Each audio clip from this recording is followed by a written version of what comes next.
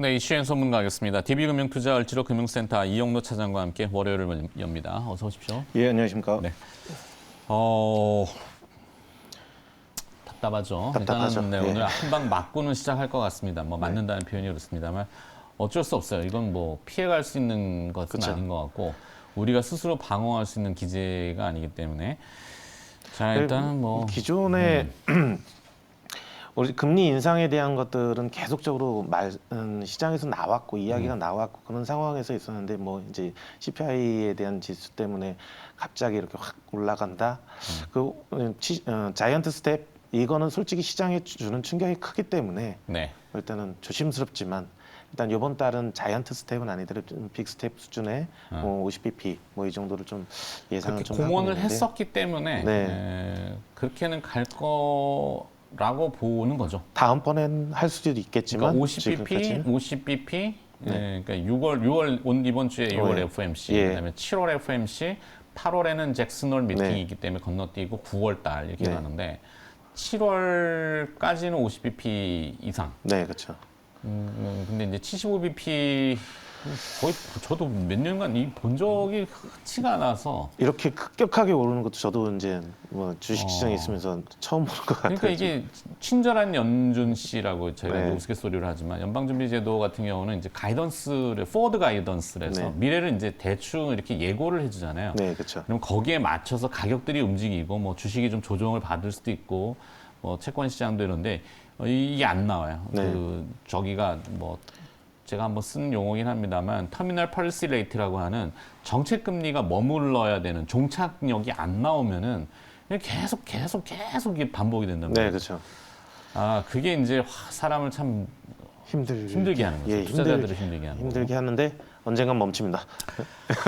멈춰야 되죠. 자, 뉴스 이슈 네. 뭘 가져오셨는지 첫 번째 타이틀 먼저 보겠습니다. 첫 번째 이슈 타이틀은 미국의 고속도로 이건 네. 뭡니까? 80km마다 전기차 충전소를 설치한다. 네, 예. 뭐 미국의 이제 금리는 금리고 뭐 물가는 물가지만 인프라 투자를 통해서 성장률을 방어를 해야 되는 거죠. 네, 그렇죠. 일단은 지금 바이든 대통령이 이제 그 물가 인상 부분에 대해서 그 잡기 위해서 어쨌든 미국도 지금 배럴당 우리 배럴이라고 하나요? 그 5달러 정도 이제 미국의 자동차 갤런 네. 자동차에 기름을 넣는데 이 부분들이 이제 한국의 유가 수준까지 이제 올라온 상태입니다.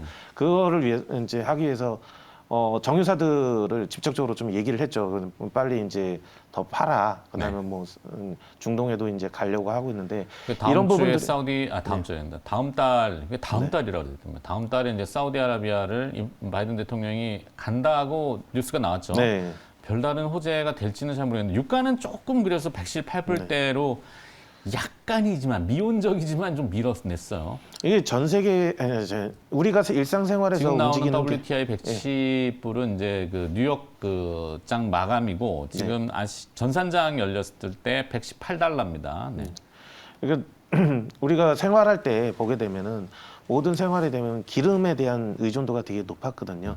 그 중에 가장 이제 뭐 기본적인 에너지 부분들 이런 부분들 때문에 모든 물가나 이런 부분들도 많이 상승하는 부분들이 있는데 일단은 그런 부분들도 빨리 이제 하기 위해서 그다음에 자연재해나 이런 부분들을 좀 줄이기 위해서 친환경에 대한 이런 부분들을 빠르게 가겠다.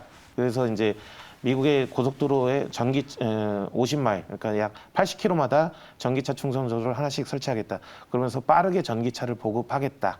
이렇게 이제 나오게 되는 부분들인데 그러면 이제 전기차 충전소를 설치를 하려면은 충전기가 있어야 되지 않습니까? 네. 이 충전기를 이제 미국에서 이제 50% 이상 점유한 기업이 있어요. 그게 이제 원래 사명은 시그넷 EV라는 국내 기업이었는데 이게 네, 코넥스 기업입니다. 네.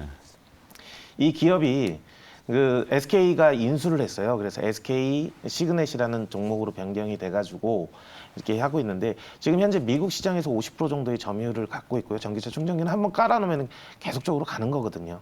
그리고 유럽에도 얘네가 이제 충전기를 공급을 하면서 그 충전기 사업 부분에서는 전 세계 거의 뭐 원투를 다투고 있는 그런 기업이 있습니다.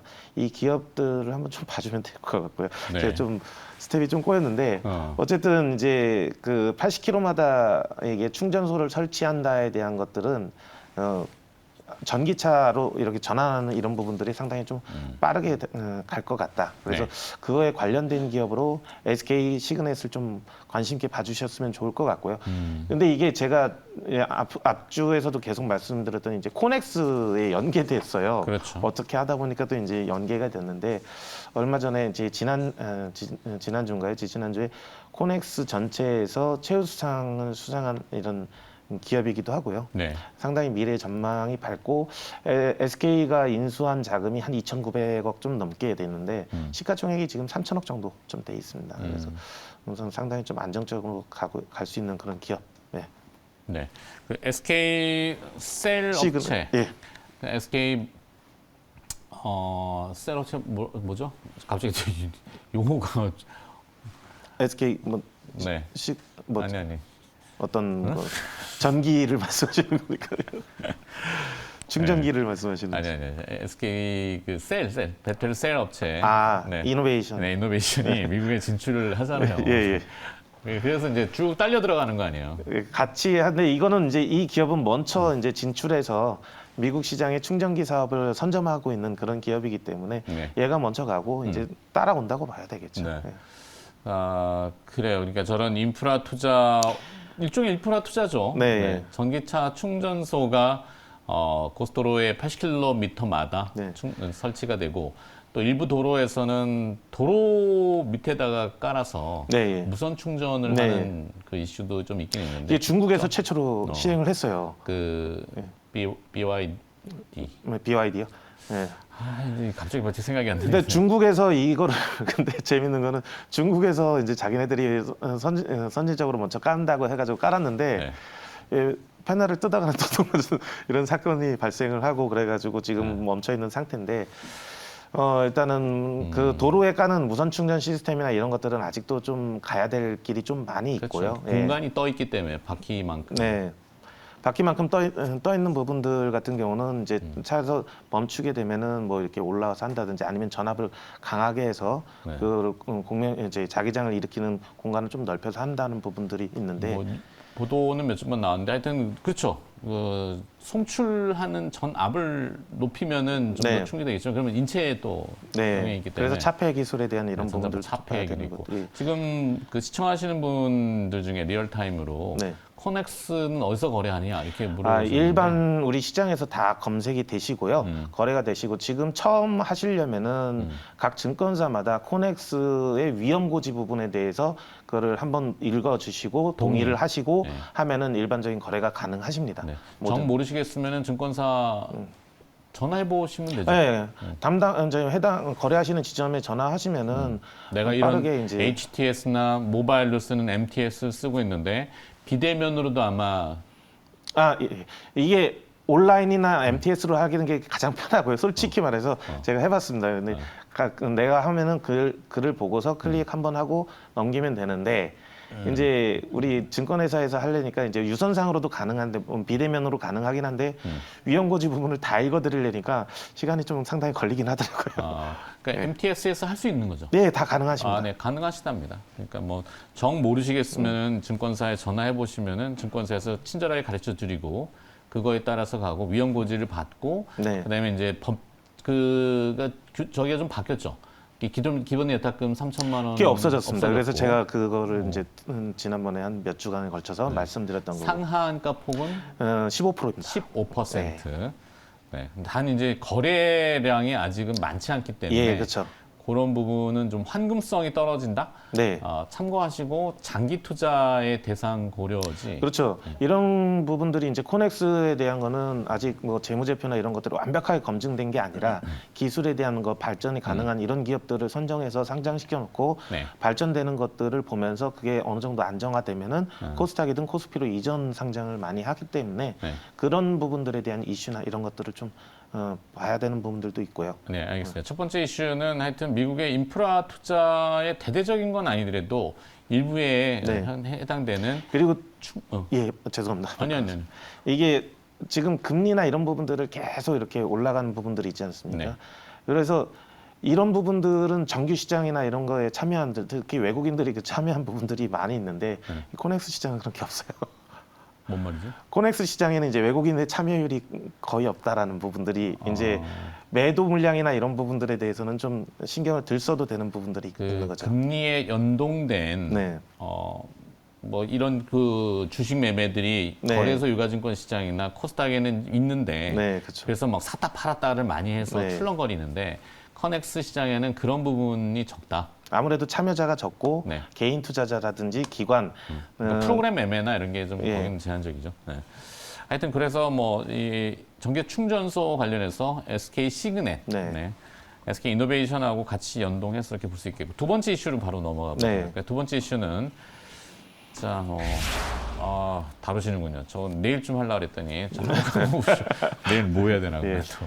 이것도 마찬가지입니다. 저희 네. 금리나 이런 부분들을 계속 나오니까 솔직히 종목을 선정하기가 너무 좀 애매했었어요. 그런데 어렵죠. 이런 종목이 부분들이 뭐. 딱 나오는데 네.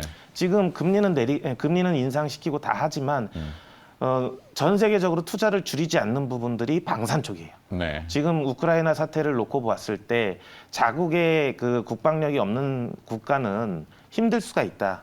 이런 부분들이 전 세계로 퍼져나가면서 각국마다 이게 그 국방에 대한 투자를 많이 진행을 하고 있거든요. 그래서 그렇게 이제 놓고 봤을 때 전 세계에서 방산 물자들을 이제 당장 만들어낼 수 없으니 수입을 하려고 보니 크게 러시아산, 미국산, 그다음에 이스라엘산, 그다음에 뭐 전차나 이런 거 독일제, 그다음에 한국산, 그다음에 중국산 뭐 이렇게 크게 구분이 되는데 일단은 서방 쪽으로 분류된 거는 러시아나 중국 쪽은 다 배제를 시켜버리고요. 이제 독일이나 유럽 쪽에 나오는 건 가격이 비싸요. 미국은 여러 가지 이권 부분. 그래서 한국에 대한 이런 무기에 대한 수요나 이런 것들이 좀 많이 관심이 높아져 있는 상태고, 한국항공우주하고 로키드 마틴이 손을 잡고 미국의 초동 고등훈련기 사업 부분에 대해서 이제 수주에 들어가려고 이제 손을 잡고 한다라는 기사가 나온 건데요.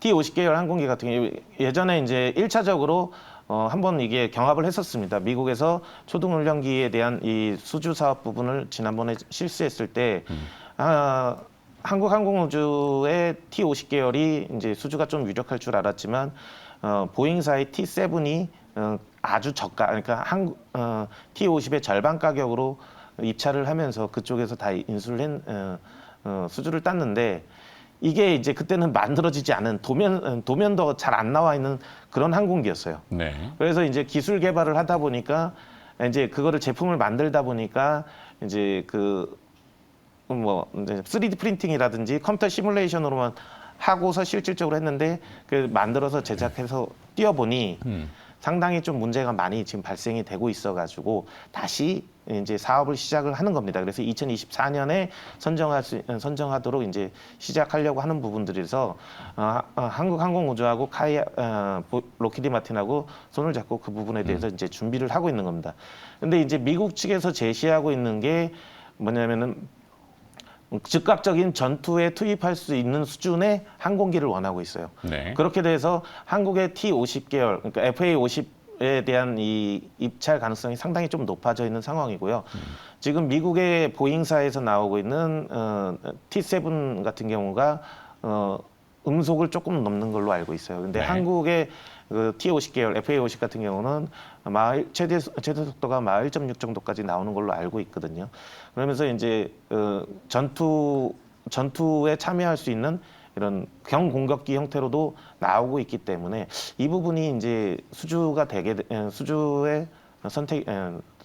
되면은 상당히 좀 많이 갈 수도 있겠다. 비교해 보면 보잉 같은 경우가요. 네.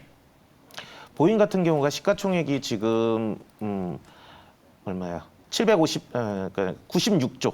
한국 돈으로 96조. 로키드 마틴 같은 경우에 146조예요. 네. 그런데 한국항공우주는 지금 5조. 네. 그래서 5조 6조. 그러면 이거에 대해서는 지금 아무리 지정학적 리스크나 이런 부분들이 있다 하더라도 지금 전 세계 국방비를 증가시키고 있고 FA-50에 대한 수요가 미국뿐만 아니라 전 세계에서 좀 높아지고 있는 상황이고 폴란드 같은 경우도 지금 미국 자국에서 보유하고 있는 미국이나 이런 부분들을 갖다 우크라이나 다 주고 그쪽에서 필요로 하는 경공격기 수준의 가격 그래서 FA-50 부분에 대한